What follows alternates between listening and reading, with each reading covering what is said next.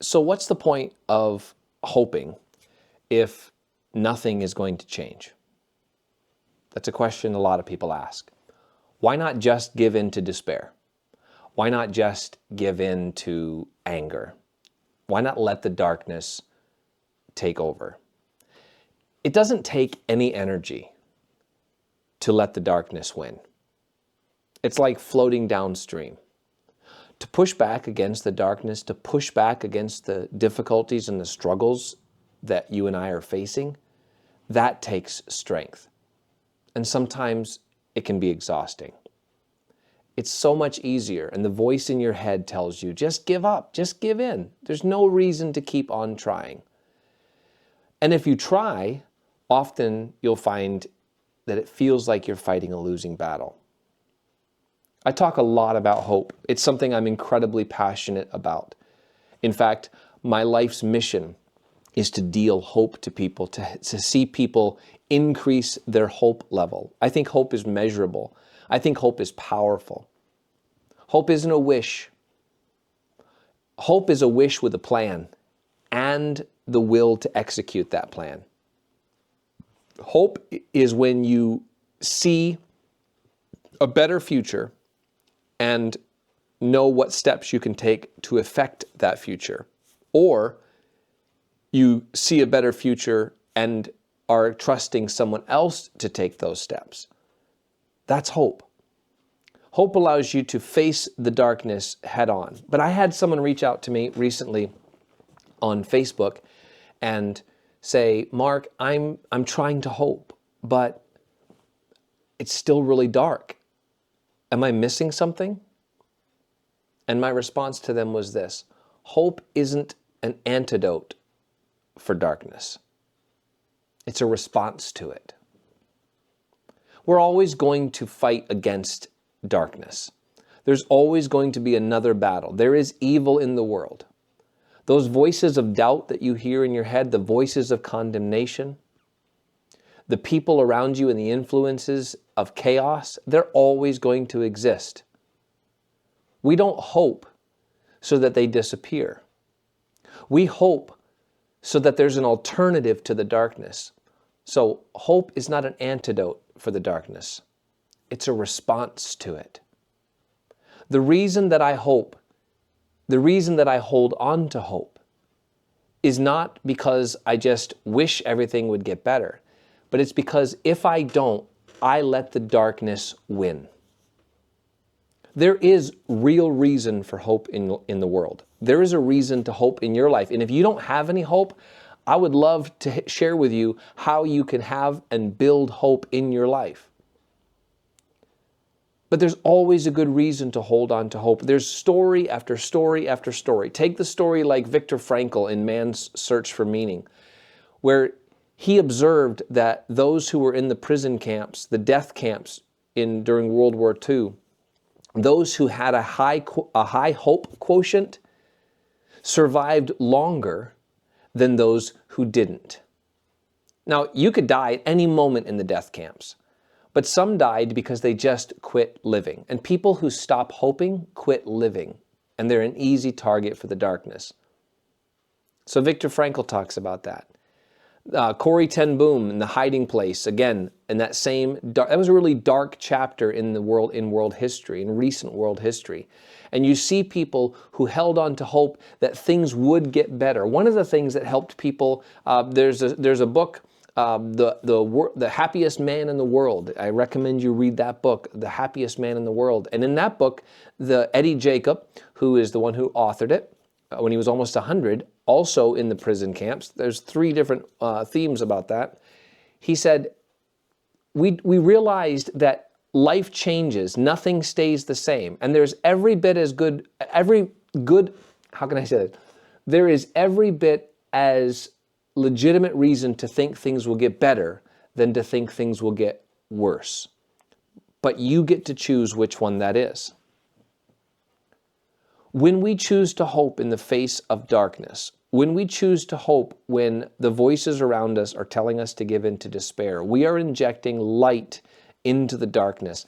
And no amount of darkness can extinguish even the smallest amount of light. But the smallest amount of light can push back the darkness. But none of that means that if you choose to give in to hope, that your situation will automatically or radically change. There are some things in life that will never be different. You know, recently as I started putting out these videos, I had some knuckleheads in the comment section mock me because of my birthmark. All right, this is a birthmark. All my life, I'm 44 years of age, all my life people have stared and mocked and asked questions about a birthmark that I can do nothing about. There are jerks and idiots everywhere in the world. And there was a time in my life when I hoped that it would just go away. I hoped that there would be a doctor that could fix it for me. And I went to see doctors. I went to see plastic surgeons. I finally had to recognize that I was born with this. It's a hemangioma. I was born with it. It's never going to go away. Trust me, I've gone to doctors. It's with me for the rest of my life.